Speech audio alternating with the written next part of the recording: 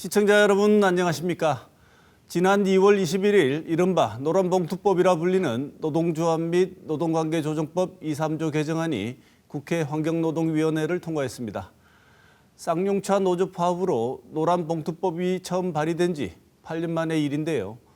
개정안이 국회 문턱을 넘는 데는 국회 법제사법위원회와 본회의 의결만 남은 상태입니다. 정부와 여당 재계는 노조에 면죄부를 줘서 불법 파업을 조장할 것이라며 한 목소리로 반대하고 있습니다. 반면 노란봉투법을 처리하려는 야당은 손해배상 청구 소송이 기업의 손해를 보전하려는 목적보다 노조를 탄압하는 수단으로 악용되고 있다고 말하는데요. 오늘 시사톡톡에서는 노란봉투법을 둘러싼 논란을 짚어보는 시간을 마련했습니다. 먼저 오늘 모신 두 분 패널 소개하겠습니다. 정덕화 대구경영자 총협회 상무이사 모셨습니다. 어서 오십시오. 네, 안녕하십니까. 이승엽 대구대 사회학과 교수 모셨습니다. 어서 오십시오. 네, 안녕하세요. 네, 노란봉투법이라고 불리는 개정안, 노동조합 및 노동관계조정법 개정안이 국회에 어쨌든 국회 첫 문턱을 넘게 되었습니다. 흔히 노란봉투법이라고 얘기를 하는데요. 이 노동조합 및 노동관계조정법 개정안 2, 3조 내용이 어떤 건지 좀 우리가 설명을 먼저 듣고 구체적인 내용을 토론해 보도록 하겠습니다. 핵심 내용, 개정의 내용이 어떤 게 있는지 이승엽 교수님 설명을 좀 해주시죠. 이번 개정안의 내용은 사실은 그렇게 양이 많지는 않습니다. 그래서 2조가 6항까지 있고 이제 3조의 내용이 있는데 그 2조와 3조의 내용은 이 노조법의 대상이 되는 그러니까 이 노동자와 근로자와 사용자가 어떤 사람들이냐, 어떤 집단이냐를 이제 정의해 놓은 부분이거든요. 근데 이제 그 현행법에는 근로자라고 하는 거는 이제 임금을 받는 사람 이렇게 되어 있고 그 사용자라고 하는 거는 사업주 및 그 대리인 이렇게 이제 규정을 해놓고 있습니다. 그런데 이제 이 노란봉투법에서는 이 근로자의 범위를 임금을 받는 자에 더해가지고 노무를 제공하는 자라고 이제 얘기를 하고 있고, 그다음에 사용자도 근로계약의 체결과 무관하게 근로조건의 실질적 지배력을 행사하는 자를 이제 사용자로 본다 이렇게 되어 있는데 결국 이건 무슨 얘기냐면 소위 말하는 간접고용 노동자들이 지금 현재 그러니까 정확하게 얘기하면 간접고용 종사자로 다루어지고 있습니다. 그러니까 이분들은 노동자가 아니고 종사자다라고 얘기를 하는 거고, 달리 얘기하면 이분들은 기본적으로 노동자가 아니기 때문에 근로기준법이나 노동관계법의 보호를 받지 못한다라고 하는 전제가 있거든요. 그래서 이제 이분들을 노동자로 인정하고 그 노동자로 인정하면 그 노동자를 사용하는 사용자를 명확하게 해야 되기 때문에 이제 그런 의미에서 2조 1항과 2항의 근로자와 사용자의 범위를 확대시킨 게 노란봉투법의 핵심이고, 그다음에 이제 또 하나는 3조에서 이 기업의 그러니까 파업권과 관련해 가지고 기업의 손해배상 청구를 제한하는 규정을 두고 있습니다. 그래서 그러니까 그 고의적인 파괴적인 행위가 아닌 거에 대해서는 노동조합에 대해서 노동자 개인에 대해서 손해배상 청구를 할 수가 없다라고 하는 거고, 손해배상 청구를 하더라도 개인이 구체적으로 어떠한 정도의 손해를 발생시켰는가를 사용자가 입증해야 된다, 이런 방식으로 개정안이 되어 있습니다. 그런데 노란봉투법이 21일 국회 환노위 통과 과정을 보면 여당은 표결에서 참여하지도 않고 집단 퇴장해버렸습니다. 다시 말하면 합의라든가 이 법을 둘러싼 토론 과정이 없고 어떻게 보면 야당 주도로 단독 처리된 과정이 있었는데, 이 국회 통과 과정에 대해서 먼저 두 분 하실 말씀이 좀 있을 것 같습니다. 정 이사님 어떻게 보십니까? 예, 앞에서 이승엽 교수님께서 개정법안에 대해 설명을 하셨는데요. 우선에 사용자의 범위를 무리하게 확장했다는 것에 대해서 문제가 있는 것이, 이 노사관계에서 사용자는 노동조합의 요구에 대해서 사용 처분권이 있는 범위 내에서 이루어져야 될 부분인데 지금 개정법대로 하면은 이 하청 기업들 또는 이제 근로계약이 체결되지 않은 당사자가 아니더라도 기업의 사용주가 책임을 지고 또는 단체 교섭에 응해야 되는 이런 문제가 있어서 해결의 끝을 보기가 힘든 불확실한 상황이 된다, 이런 점. 노동쟁의 대상에 대해서도 노동쟁의 그 근로조건의 결정을 하게 되는 그 순간에 대한 쟁행위의 여부가 판단되던 것들이 이제 근로조건에 대해서 하기 때문에 상시적인 파업의 길이 열린다는 점에서는 네. 굉장히 불안한 그런 상태가 된다는 거죠. 그다음 손해배상 청구에 대한 것은 당연히 기본권 노동권이 헌법상 기본권인 것과 마찬가지로 재산권도 헌법상의 기본권이기 때문에 이런 부분들이 상충되는 부분에 대해서 잘 조화롭게 해야 되는데 불구하고 그건 도외시하고 앞에서 말씀하신 대로 너무 일방적으로 당사자가 의견 수렴 과정도 없을 뿐더러 전문가들의 어떤 의견 또 국회에서 관련 법과의 상충 문제조차도 한번 검토되지 않은 상황에서 일방적으로 이렇게 통과되었던 데에서는 깊은 우려와 함께 유감의 뜻을 그렇게 생각합니다. 네. 이승엽 교수님 보시기에는 이번 그 국회 처리 과정 어떻게 평가하시는지요? 일단 저도 일방적으로 처리된 거에 대해서는 굉장히 아쉽다고 생각을 하는데 사실 이제 이 논의 자체는 2015년도부터 이제 시작이 된 거고 네. 그래서 거의 한 7, 8년 이상 이 소위 말하는 노란봉투법에 대한 논의들이 이루어져 왔거든요. 그래서 네. 어떤 내용인지는 이미 다 이제 알고 있는 건데 이제 문제가 되는 거는 뭐냐면 이게 굉장히 제가 생각하기에는 과잉 정치화된 의제로 다루어지고 있는 문제가 있다. 사실은 이거는 노동자 개인의 노동 기본권을 보장하는 문제인데 이거를 정치적으로 찬성이냐 반대냐로 정치인들이 이 문제를 이렇게 간단히 판단하고 넘어갈 건 아닌 것 같은데 네. 민주당에서 사실은 지속적으로 논의가 있었음에도 불구하고 문재인 정권 하에서 이 얘기를 전혀 다루지 않아 왔던 거잖아요. 네. 그리고 정권 바뀌니까 갑자기 이 문제를 정의당하고 던져가지고 이렇게 일방적으로 처리하면 당연히 국민의힘은 반대를 할 것이고 네. 그럼 이 문제의 핵심이 이 법을 왜 바꾸느냐, 바꿔야 되느냐 말하느냐, 어떻게 바꿔야 되냐 하는 논의가 이제는 어느 편이냐의 문제로 달라지면서 노란봉투법의 내용을 사람들이 관심이 있어 하는 게 아니라 네. 이거에 대해서 찬성이냐 반대냐, 넌 어느 편이냐의 문제로 갈려버리는 거죠. 네. 그래서 그런 점은 아쉽지만 어쨌든 이제 저는 이 문제는 소위 말하는 우리가 이제 홍길동 전에서도 아버지를 아버지로 부르지 못하는 거잖아요. 네. 그러니까 나는 분명히 어딘가에 고용이 돼서 일을 하고 있는데 내 사용자가 누구인가 사용자를 사용자로 부르지 못하는 그런 노동자들이 굉장히 많이 있다라는 겁니다. 네. 그래서 그분들에게 노동자로 인정을 해주고 그들의 어떤 기본적인 노동 기본권을 행사할 수 있도록 만들어주는 법제도적인 기반이 된다라고 하는 측면에서 이거에 대한 논의는 반드시 이루어져야 된다라고 네. 생각을 합니다. 네. 그래서 저도 잠깐 말씀드리면은 이제 우리 산업 사회가 발달할 때에는 전통적인 꿀족 산업, 제조업 중심으로 산업 사회가 만들어졌던 게 지금 이제 와서는 굉장히 다양화되어 있고 전통 꿀족 산업보다는 오히려 그 간접적인 어떤 서비스라는 기능들이 더 크게 작용하고 있기 때문에 아까 말씀하신 대로 이 노동법 체제가 잘 맞지를 않죠. 네. 그 전통적인 제조업 중심의 법 체계가 맞지 않고 지금 말씀하신 간접 노동자,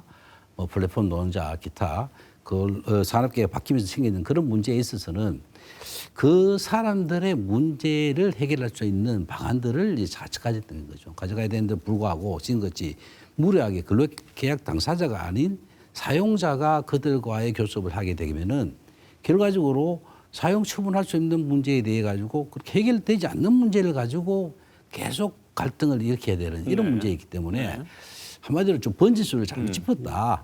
이런 부분들 많이 다른 방향에서의 보호 또는 같이 조화할 수 있는 그런 조치들을 마련해야 된다 네. 이렇게 생각합니다. 지금 정 이사님 말씀을 들어보면 지금 방식으로 과거의 제조업 중심의 노동 개념을 가지고 노동법제를 조정하겠다고 하면 지금 새로 생겨나고 있는 플랫폼 노동자들과 사용자들이 맺을 수 있는 관계 속에서 오히려 이 법 때문에 선의 피해자가 나올 수도 있는 상황이 벌어질 수도 있다. 이런 말씀인 것 같은데 어떻게 보시나요? 저도 이제 현행 이 노동법이 제조업 중심의 정규 고용 관계를 전제로 만들어진 법이라는 게 동의를 합니다. 네. 그리고 이제 미래노동 시장이라고 하는 건 굉장히 급격하게 디지털 전환을 통해서 변해가고 있는 것도 사실이고, 그래서 이 법 개정을 변화해가는 미래노동 시장에 맞추어서 변화시켜야 된다라고 하는 건 당연히 그 전제에 동의를 하는데, 그렇기 때문에 저는 이 노란봉투법으로 이 변화가 바로 그러한 미래노동 시장에 대비하는 거다. 왜냐하면 지금 저희가 얘기하는 간접고용 노동자의 상당 부분은 제조업 분야가 아니에요. 예를 들어서 골프장 캐디라든가 그다음에 덤프트럭 이게 다 서비스 영역이거든요. 네. 그다음에 플랫폼 노동자도 결국은 서비스 영역입니다. 그러니까 디지털과 관련된 서비스 영역에서의 고용관계라고 하는 거는 지금과 같은 정규 고용관계 그다음에 근로계약 관계를 벗어나 있는 거거든요. 네. 그래서 그렇기 때문에 이들이 경제적 생존을 안정적으로 도모할 수 있도록 미래 노동시장의 변화에 대비해서 노동자를 노무를 제공하는 자로 확장을 시키고 그거에 걸맞게 이들을 실질적으로 사용하는 사람들에 대해서 사용자로서의 책임을 묻자라고 하는 것이 변화의 취지이기 때문에 네. 저는 이 법 개정안이 오히려 지금 사용자가 얘기하는 미래 노동시장과 관련된 제조업의 낡은 제도를 바꾸는 거다라고 생각을 하고 네. 있습니다. 이번에 쟁점이 되고 있는 노란봉투법의 쟁점은 사실은 3조입니다. 많은 분들이 2조의 내용이 중요한 보다 더 이렇게 우리한테 시급하고 꼭 필요한 내용임에도 불구하고 3조 때문에 가려진 측면이 없지 않아 있습니다. 3조 내용을 보면은 그 아까 설명을 주셨지만 쉽게 말하면 파업 때문에 벌어진 경영상의 손실이라고 하는 부분에 대해서 법원에다가 등기나 가압류 등 청구를 하는 걸 막는 내용들은 못하게 일정 부분 제약을 주겠다는 내용인 것 같은데요. 이 노란봉투법의 3조를 두고서 굉장히 극명한 입장차가 갈립니다. 왜냐하면 한쪽은 바라보는 시선 자체가 불법 파업 조장법이다. 네. 또 한쪽은 합법 파업이 어려웠는데 합법 파업을 할 수 있는 여지를 더 열어주는 법이다. 그래서 합법 파업 보장법이다. 이렇게 이 정도로 거리가 크게 벌어져 있습니다.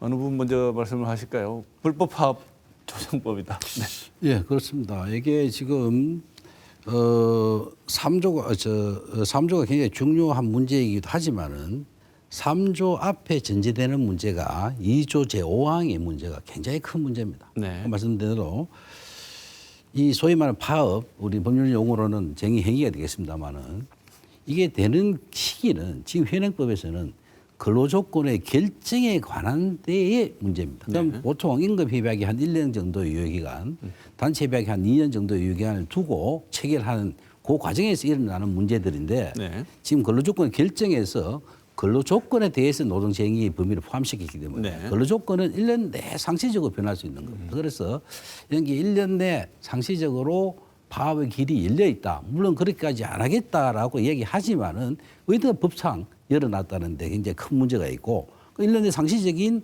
파업의 위험 속에 있고 거기에 손해배상 청구에 대한 제한을 한다. 이것은 민법상의 불법행위 책임에 대해서 노동조합의 행위에 대해 가지고 무제한적인 면책을 한다. 이것은 아까 노동계 주 이야기할 때 파업으로 인한 불법 파업에 대한 손해배상이 노동탄압의 수단으로 이야기하지만은 법원에서 내려지는 부분들은 불법 행위에 대한 책임의 문제로 판결되는 것이지 아무런 책임이 없는데 내려지지를 않습니다. 네. 지금까지 마찬가지로 민법상에 있던 불법 그다음에 그 손해배상 책임을 개개인에게 그 잘못된 정도에서 하겠다라고 하는 것은 참 어불성설인 거죠. 네. 집단적인 불법 행위에 대해서는 당연히 그 창각 수건들이 집단적으로 책임을 져야 되는 부분들이고 그래서 네. 헌법상의 재산권이나 민법상의 불법 행위에 대한 책임 대원칙의 그 법 체계 자체를 무너뜨리는 거다. 그것이 너무 과한 문제다 네. 이런 생각을 합니다. 정 이사께서 보시기에는 그러면 근로조건은 쟁의 행위의 대상에 포함될 수 없다고 보십니까? 그리고 근로조건 결정에 대한 문제. 네. 그런데 근로조건은 자 이렇습니다. 근로조건에 대한 것들은 기업 경영과 하나도 연결되지 않은 게 없습니다. 네. 모든 부분이 기업 경영과 연결되어 있는 상태이기 때문에 기업 경영을 할 수가 없는 상태죠. 한마디로 말하면은 꼬리가 몸통을 흔드는 경우입니다. 네. 예를 들면은 자 대규모 투자를 계획을 하고 하는 데는 몇 년을 거쳐서 연구를 하고 할 거 아닙니까? 그는 결정을 했다.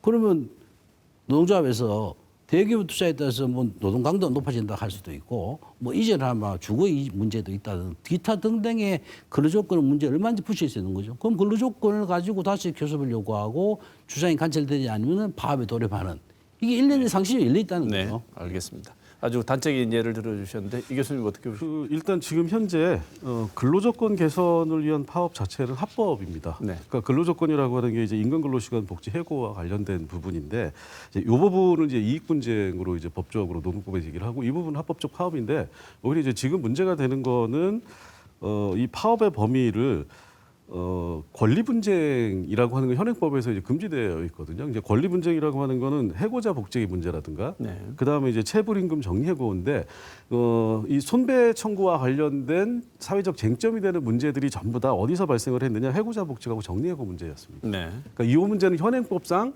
너네는 이 문제에 대해서 파업하면 안 돼라고 돼 있는데 파업을 했기 때문에 너네는 불법 파업이고 네. 불법 파업을 했으니까 손해배상을 청구한다 이렇게 해서 이제 쟁점이 된 부분이거든요. 네. 그래서 이제 노란봉투법에서는 이 권리 분쟁에 대한 것들도 합법적 파업의 범죄에 넣어서 파업을 파업 자체가 불법화되는 거를 막자라는 취지로 들어가 있는 거고요. 근데 이제 아까 그 2조 3조 얘기가 계속 나왔는데 이 문제는 이제 불법 파업 조장이냐 합법 파업 보장이냐라고 하는 문제는 우리가 이제 이렇게 따져봐야 됩니다. 지금 현행법에서는 파업이라고 하는 거를 인정된 노조가 정당한 법적 제도적으로 보장된 수단을 통해서 할 때에는 면책권을 주고 있어요. 자, 그런데 불법 파업이라고 규정되는 경우가 있습니다. 그래서 그걸 이제 세 가지로 나눠볼 수가 있는데 첫 번째는 누가 파업을 하느냐라는 겁니다. 자, 그러면 간접고용 노동자는 아까 노동자로 인정받지 못했기 때문에 파업하면 안 된다라는 네. 거죠. 그리고 기존 노조는 그냥 파업할 수 있다, 면책권 행사할 수 있다라는 거고, 두 번째는 기존의 노조가 파업을 하더라도 무엇에 대해서 하느냐라고 하는 건데 이익 분쟁에 대해서는 가능하지만 권리 분쟁에 대한 건 파업하면 안 된다. 이거는 법정 가서 해라 이렇게 돼 있는 거예요. 네. 그런데 만약에 구조조정 당해가지고 해고자 복직 문제로 파업을 하면 기존 노조가 파업권을 가지고 있지만 이거에 대해서는 파업권이 없기 때문에 너는 불법 파업이니까 손해배상 청구 당할 수 있다라는 문제고, 세 번째는 어떻게 파업을 하냐라고 하는 겁니다.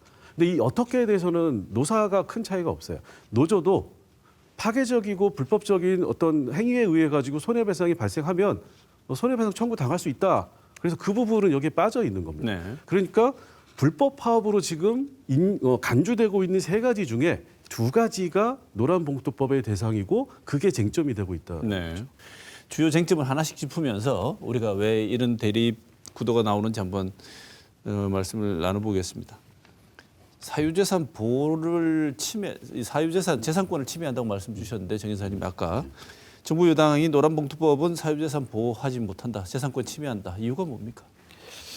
그러니까 뭐 우리 헌법상에 노동권을 기본권으로 규정을 하고 있고 네.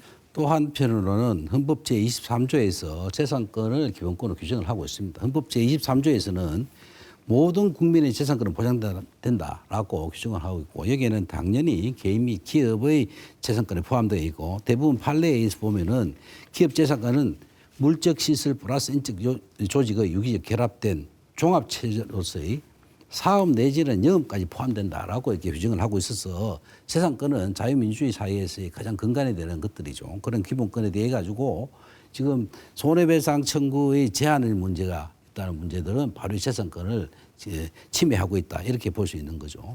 그래서 재산권은 공공안전보장 질서 유지 또는 공공보건에 의해서 일부 제한되죠. 사실은 모든 재산권 또 기본권이 다 제한되는 건 아닙니다. 공공보건에 가야 되는데 지금 노동계에서 얘기하는 기본 노동권에 대해 가지고는 공공복리, 재산권 등등에 대해서 너무 과도하게 이번 개정법 안에 됐다는 것이죠. 네. 재산 침해가 많이 일어난다 이런 이야기고, 그리고 또 손해배상 청구를 제한한다. 특히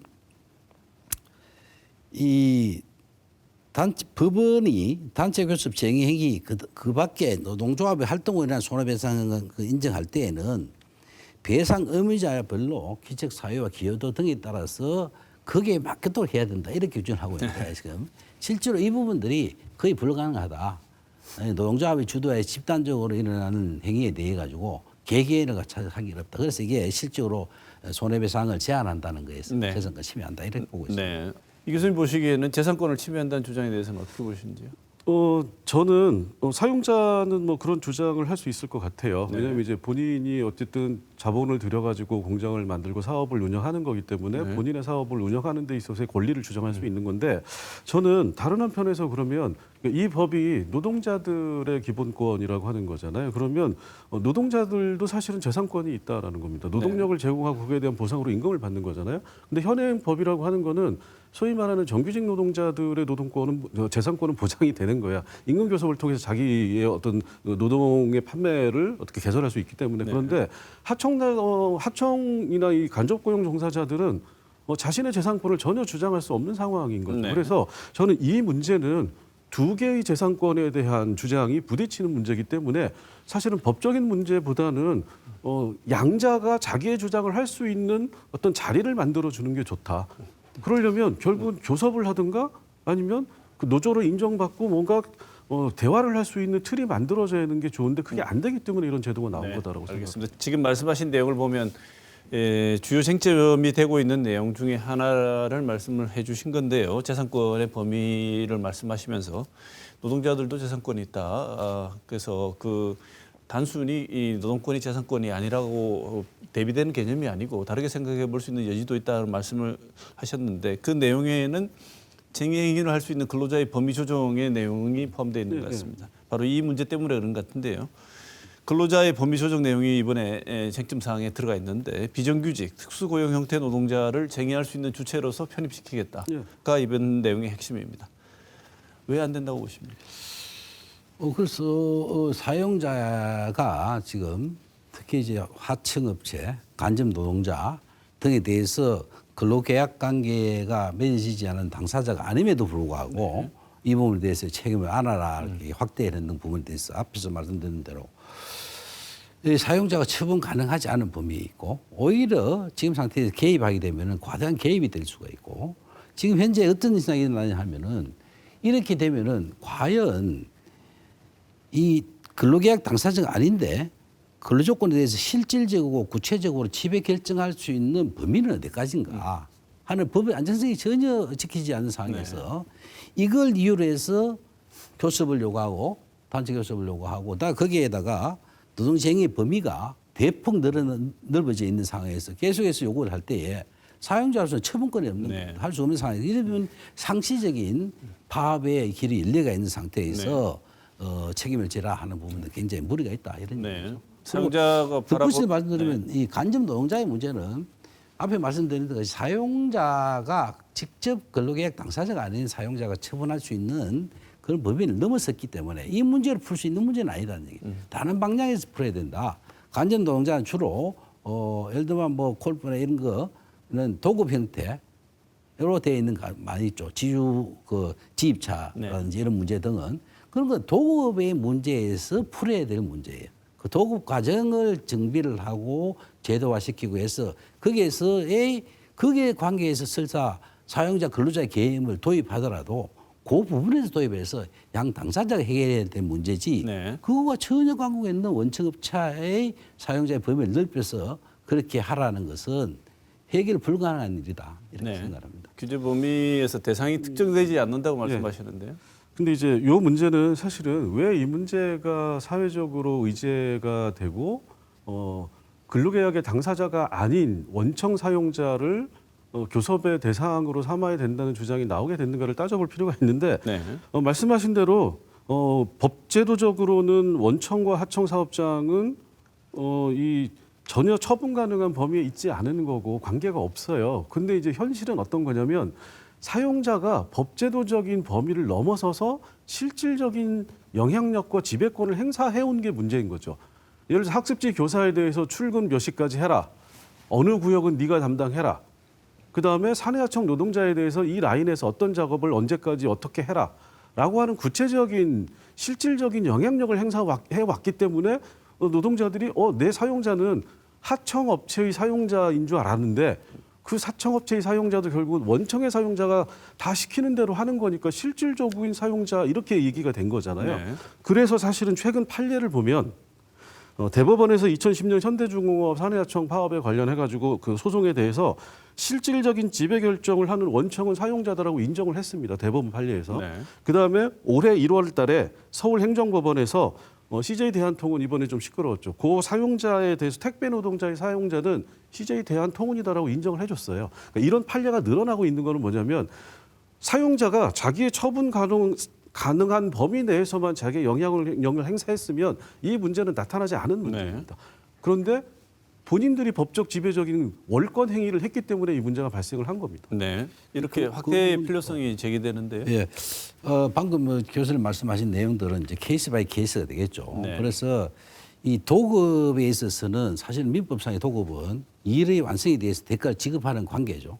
그런데 이제 노무라는 개념이 인간성이 들어가다 보니까 이제 거기에 대한 업무를 지시를 하게 되는 경우가 있고 지시가 도급의 과업 지시가 되는 게 직접 그 업무를 수행 일의 완성이 사람이 하는 일이 전부인 노무도급 이런 형태가 이제 특히 문제가 되는 거죠. 네. 그러다 보니까 이제 지시가 되는 끝이 되는 부분도 있고 그다음에 파견의 문제도 직접 사용이 아니냐 하는 거는 파견은 우리 사업장에 가서 일을 하니까 우리 사업장 전체의 공정 중에 같이 들어가다 보니까 이제 직접 지시가 되는다 이렇게 보여지는 부분들 그런 것도 일부 있을 수가 있습니다. 그리고 그런 부분들은 현재 도급에 대한 문제, 불급 파견의 문제, 직접 그걸로 규율을 하느냐 안 하느냐 하는 문제는 그 사안에 대해서 판단을 하면 되는 겁니다. 이미 그에 대한 일정 부분 뭐 검찰에서 노동부에서 이미 상당 부분 이제 정리가 되어 있습니다. 네. 그 부분에 그런 부분에 따라서 결정을 하면 되고 지금까지 그런 경우 때문에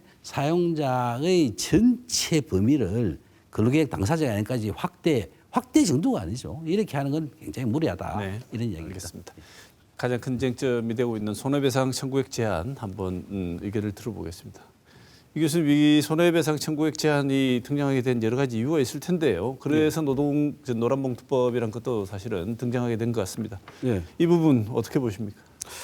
그 손해배상 청구는 지난번에도 말씀드린 것 같은데 이제 우리가 이 제도 자체가 맞고 틀리고를 따질 때는 반드시 왜 이 문제가 나타나게 됐는가를 반드시 따져봐야 되는데 실제로 사용자들이 손해배상에 대한 청구권을 가지고 노동조합의 파업권을 사용하지 못하게 하려는 의도로 이거를 많이 악용을 해왔기 때문에 이제 이렇게 제도적인 문제로 나타나게 된 거고요. 그러니까 손해배상 청구 자체를 노동조합도 제가 보기에는 무조건 부정하진 않아요. 아까 말씀드렸듯이 노동자 개인이나 특정한 집단에 속해 있는 사람들이 불법적이고 파괴적인 방식으로 파업을 하는 과정에서 사용자에게 손해를 맺히면 그건 손해배상 청구의 대상이 됩니다. 그런데 이제 문제는 뭐냐면 추상적으로 노동조합 전체를 걸어가지고 노조활동 자체를 봉쇄하는 이런 방식의 손해배상 청구 방식은 손해배상이라고 하는 그 민법상 원상복귀라고 하는 거잖아요. 그럼 원상복귀를 넘어서는 거는 과도한 거는 민법 자체도 인정을 하지 않고 있는 겁니다. 그런데 지금 현재는 손해배상 청구가 민법의 범위를 넘어서서 과도하게 악용되고 있는 측면이 있기 때문에 저는 부분적으로 이거는 제한될 필요가 있다고 봅니다. 네. 지금은 너무 과도한 손해배상 청구를 통해서 파업을 제약하는 측면이 있기 때문에 다소 조정될 필요가 있다는 의견인 것 같으신데 저기서 보시기에 어떻습니까? 그렇지는 않죠. 기업이 지금 노동조합이 파업을 해서 손해배상 청구하는 경우는 아주 극소에 이른다고 보시면 됩니다. 흔히 봤던 우리가 아시는 대우중공업의 사태에 있었을 때 봤을 때 그때 일어난 그 직간접적인 피해액은 말할 수가 없는 거죠. 이미 드러난 거면 7천억대 뭐 이렇게 나오는데 그 외에 직간접적인 부분들 또 물류로 길을 막고 사업장 출입을 막고 하는 것들이 직간접으로 일어난 손해액이 얼마겠습니까? 그에 대해서 그렇게 할 수도 없는 부분이고 참다 안 되니까 이제 하는 부분이고 엔간한 것들은 뭐 일어난 조그마한 사업장에 일어난 건 손해배상 청구 하지도 않죠. 알겠습니다. 그래서 그런 부분에 대한 문제가 있다는 거고 그 손해배상의 청구 이런 문제를 떠나서 계속 이야기합니다만은 불법적인 파업을 합법화시키는 범위가 대단히 늘어나는 게 바로 사용자의 범주가 늘어나고 노동자의 대상이 대폭 확대되었기 때문에 그 부분에 대한 거는 산업 생태계를 위협할 수 있는 정도의 수준이기 때문에 이게 지금 전제된 상태에서 손해배상을 제한한다는 거. 그 불법적인 부분이 합법적인 걸 넘어오는 부분이 엄청난 겁니다. 그게 더 큰 문제라는 거죠. 네, 알겠습니다. 지금 정 이사님 말씀을 들어보면은 그렇게 이렇게 손해배상 청구 건이 많지 않기 때문에 일각에서 우려하는 것처럼 이 법이 통과돼도 그러면 파업이 갑자기 폭증할 거라는 이런 우려는 다소 과도한 우려 같은데요. 아니, 아까 그렇습니까? 제가 계속 말씀드리지만은 파업을 할 수 있는 시기가 현재 임금은 1년 동안의 유예기간이 있고 단체 해방 2년 동안의 유예기간을 보통 두고 있는데 그 교섭을 할 시기에 파업이 이루어지는 시기예요. 특정한 시기에 네. 근로조건의 결정에 관해서 할 때니까. 그런데 이제 근로조건에 대해서 하도록 되게 되니까 근로조건 아까 제가 말씀드린 대로 기업의 고도의 경영적 판단에 대한 문제들 전부 근로조건에 해당되는 문제들이에요. 그리고 단체 협약, 임금 협약이 만들어지면 우리가 유효기간이라고 그러는데 그 유효기간 안에는 쌍방이 그 범위 내에 지키지 않은 평화 임무 조항이 내재된 기능을 보고 있습니다. 네. 그런데 이거는 그 협약 체결된 그 외의 범위의 것들이 근로 조건에 대한 것들이 상시적으로 나타나고 상시적으로 주장할 수 있기 때문에 상시적으로 교섭을 요구할 수 있고 교섭을 요구해서 우리가 노동쟁의라고 주장하는 게 상반의 주장이 브리치됐을 때에 노동쟁의다. 그럼 쟁의에 따른 절차에 따라서 파업을 할 수 있는 이렇게 길을 열어놨다는 거예요. 네, 알겠습니다. 그런 게 문제인 거예요. 많이 걱정을 하시는 것 같은데, 자 그러면 이게 그 국회를 통과해서 가동이 되면 굉장히 많은 걱정을 하고 계신 것 같습니다. 이 사용자 측에서는 노란봉투법이라고 불리는 이 법이 실행이 되려 그러면 넘어야 되는 문턱이 아직 많이 있습니다. 짧게 한번 이제 두 분의 의견 한번 들어보죠. 가장 먼저 있는 허들이 뭐냐면 이 김도읍 법사위원장이 국민의힘 소속입니다. 그래서 반대 입장이고요. 법사위 넘어갈 수 있을까? 두 번째 넘어간다고 한다면 아까 우리 그 정 이사님 짧게 말씀 주셨습니다만 뭐 의원을 다시 빼서 바꿔서 뭐 끼워 넣기를 한 다음 통과를 한다고 해도 대통령실에서는 뭐 거부권 행사를 시사하고 있습니다. 궁극적으로 이 통과가 될까요? 실행이 가능한다고 보십니까? 이 교수님 먼저 말씀. 저는 뭐 여기 법사위에서 이걸 처리 안 하고 있으면 이제 본회의의 직회부를 다시 할 거고 그렇게 해서 이제 통과가 되면 대통령이 당연히 거부권을 행사할 것이다. 그리고 그러면 이제 국회에서 재의결을 해야 되는데 재의결 단계에서 국민의힘이 지금 있는 의원 수로 충분히 부결시킬 수 있기 때문에 요거를 제도화시키는 거 가능성이 그렇게 높지 않다. 네. 저는 이렇게 이제 보고 있습니다. 네. 자, 그 뒤에 얘기는 조금 이따 듣고요. 정 이사님. 네. 지금으로 봐서는 뭐 당연히 통과될 것이라 이렇게 예상이 됩니다. 통과될 것이라고요? 예, 네. 그러니까 아까 말씀드린 대로 지금 한노위의 정원이 16명인데 이제 민주당 8명, 정의당 1명, 그러니까 9명.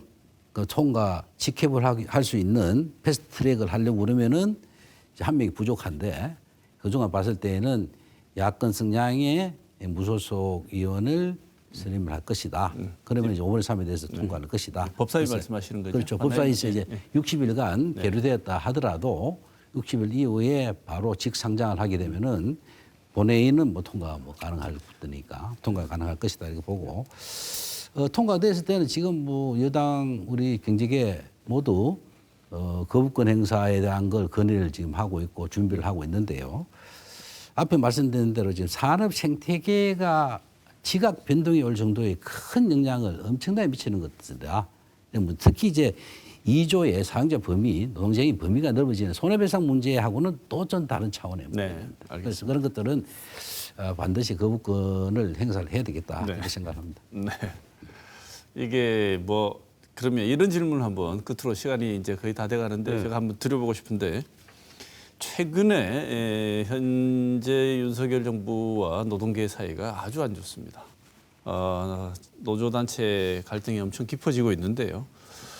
이런 상황에서 굳이 좀 촘촘한 논의를 진행을 하지 않다가 갑자기 거부권 행사가 유력시되는 상황임에도 불구하고 노란봉투법 통과를 강행을 하고요. 노조하는 정부는 또 강경일변도로 나가고 있고 심지어 회계장부 제출도 요구하고 있습니다.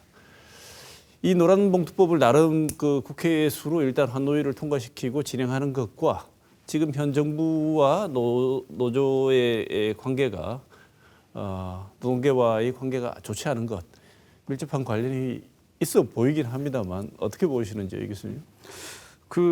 이제 모두에도 말씀드렸듯이 이게 이제 민주당에서도 이거를 정치적으로 도구로 쓰고 있는 거잖아요. 그래서 쉽게 얘기하면 이제 뭐 구체적으로 다른 정치적인 얘기는 제가 말씀드리지 않겠지만 문재인 정부에서 처리하지 않고 요거를 쉽게 얘기하면 윤석열 정부를 상처를 입히기 위한 하나의 대통령이 거부권 행사하고 국민의힘이 반대하면 당연히 안 된다는 걸 알고 있지만 그럼에도 불구하고 이걸 통해서 어떤 정치적 목적을 가지고 이제 하는 거고요. 그러다 보니까 노란봉투법이 가지고 있는 실질적인 노동자들의 노동 기본권의 보장이라는 문제에서 의지에서 자꾸 벗어나게 되는 겁니다.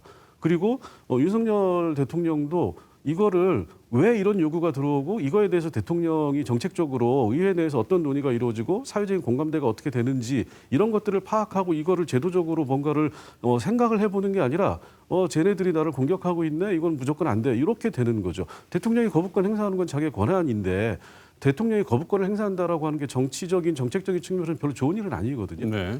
그래서 이런 방식으로 지금 정치가 이루어지면 결국은 뭐가 남느냐.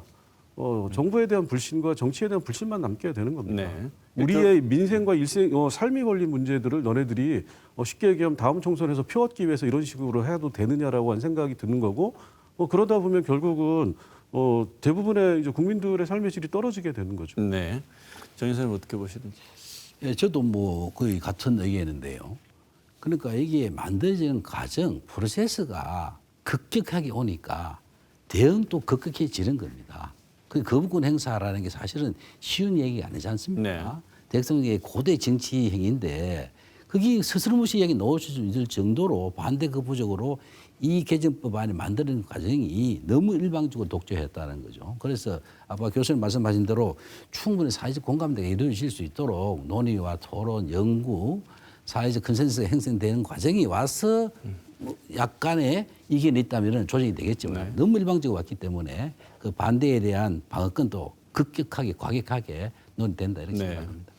자, 최근에 가장 대표적으로 현 정부와 노동계가 대립하고 있는 과정에 상징적으로 보이는 것 중에 하나가 뭐냐면 협상을 할 때 서로 이렇게 극도로 격화된 말은 하면은 사실은 이 협상에 오히려 걸림돌이 될 것 같은데 건설 쪽에 관계되는 사람들을 건폭이라고 해버리면 건설 폭력배라는 이름을 듣고서 어떤 집단에서 이걸 그냥 좌시하거나 그냥 진행을 할 수 있겠습니까? 자기들을 폭력배로 매도하는 상황인데요. 정부가 왜 이렇게 하는지, 이렇게 하는 방향은 어떤 정말 이렇게 노동계와의 관계에서 사람들이 일반적으로 말하는 것처럼 현 정부가 지나치게 반 노동 정책을 노조 정책을 펼치고 있다. 이렇게 비판을 받을 수 있는 노동계 비판을 사람들이 뭐 그럴 수 있겠다고 생각할 정도의 여지를 주는 것처럼 보이는데요. 두 분께 끝으로 이 정부가 현재 진행하고 있는 노동 정책에 대한 평가 간단히 듣고 바람직한 그 정부와 노동계의 진행 방향, 협상이라든지 논의 진행 방향은 어땠으면 좋을지 두 분 말씀을 듣고 오늘 토론을 마무리해야 될 것 같습니다. 먼저 정 이사님 먼저 말씀 주실까요? 네. 노정 간의 대화는 사실은 이제 부드럽게 돼야 되긴 맞죠. 그런데 너무 지금 양쪽 입장을 좀 강하게 입장 표명하기도 하고 또 그동안에 사실은 좀 친노동적인 정책들이 사실 많이 있었고 그러다 보니까 이제 노동 관련한 병폐가 좀 쌓여가 있는 측면도 있습니다. 그 대표적인 이제 건설 관련인데 건설 관련에 대해서 뭐 건폭이다 이런 표현은 좋지는 않지만은 현장에서 일어나는 일은 국민이 다 알고 있다시피 좀 심각한 문제입니다. 그래서 건설 산업의 구조가 좀 그렇죠. 원청, 하청, 재하청, 팀별로 이루어지는 이런 구조가 있기 때문에 그런 구조에 대한 문제를 근본적으로 좀 들여다보고 그런 과정에서의 근로하는 우리 건설 현장의 분들도 같이 자기 권리를 찾을 수 있고 또 건설에서도 마찬가지로 그런 한 부분들을 좀 정비하는 그런 계기가 돼야 되고 그러나 현장에서 일어나고 있는 지금 무분별한 불법 행위에 대한 거는 일정 부분 이제는 좀 정리돼야 되겠다 이런 생각이 있고요. 그다음에 노동조합 회계 장부 문제가 가지고 문제가 많은데요. 그러면 이것들은 이제 민주적 운영을 해야 되는 거죠. 그동안에 그런 관행들이나 여러 가지 사정이 있었겠지만은 그랬다면 앞으로는 내부적인 조합원들에 대한 운영도 언제나 회계는 투명하게 개방이 돼야 되는 거죠. 그런 것 절차를 거쳐서 그렇게 운영돼야 되고 특히 이제 국가보조금 같은 경우에는 철저하게 투명하게 해야 되는 부분들이니까 그런 부분들에 대해서는 좀 정비를 하고 해서 앞으로는 민主운영으로 가는 게 좋겠다 이렇게 생각합니다. 네, 이 교수님. 네, 저는 사실은 역대 정부들이 전부 다 노동 정책을 친노동 정책인 것처럼 일부 정권 그렇게 한 것처럼 보이긴 하지만 실제로 노동조합에 대해서 적대적이지 않은 정권은 없었습니다. 문재인 정권도 민주노총하고 그렇게 사이가 좋지는 않았거든요.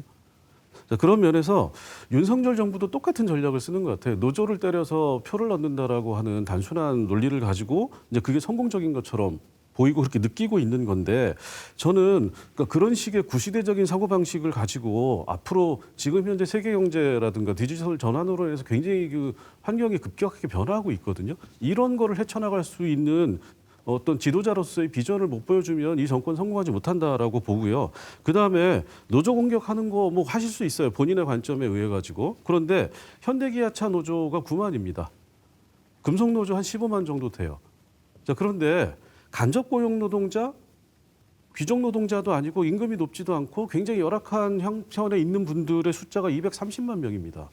자, 그러면 윤석열 대통령이나 국민의힘이 노조 공격하는 건 좋은데 230만 열악한 상황에 있는 노동자들의 민생을 살피면서 공격하면 전 더 이상 뭐라고 하지 않겠습니다. 이상입니다. 네. 자, 국회 환노위를 통과한 노란봉투법. 주요 쟁점은 뭐고 국회 앞으로 통과의 전망, 앞으로 어떻게 진행될 것인가에 대해서 정덕화 대구경영자총협회 상무이사, 이승엽 대구대 사회학과 교수 두 분 모시고 좋은 말씀 들었습니다. 오늘 좋은 말씀 주신 두 분 감사드립니다. 오늘 토론 여기서 마치겠습니다. 고맙습니다.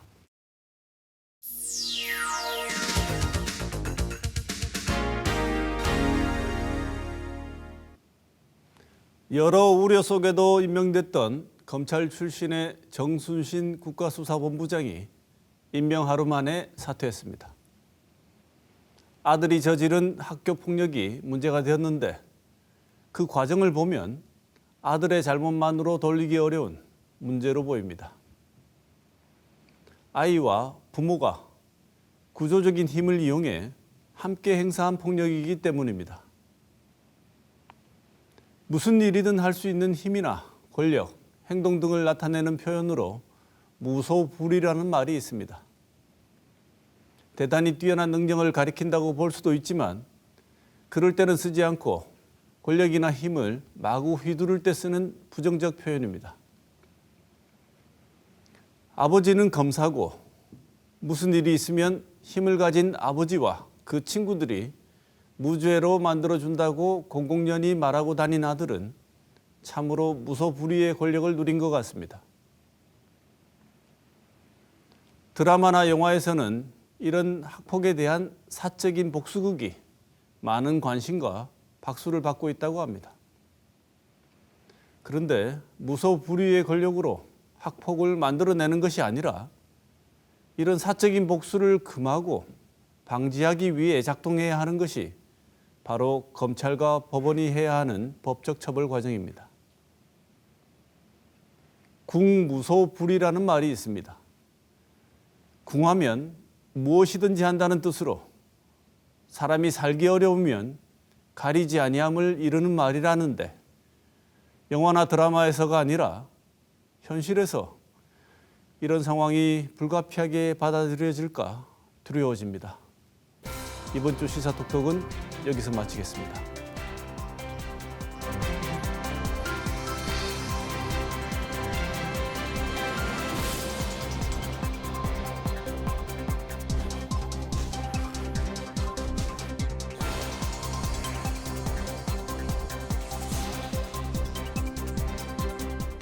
만나면 좋은 친구 MBC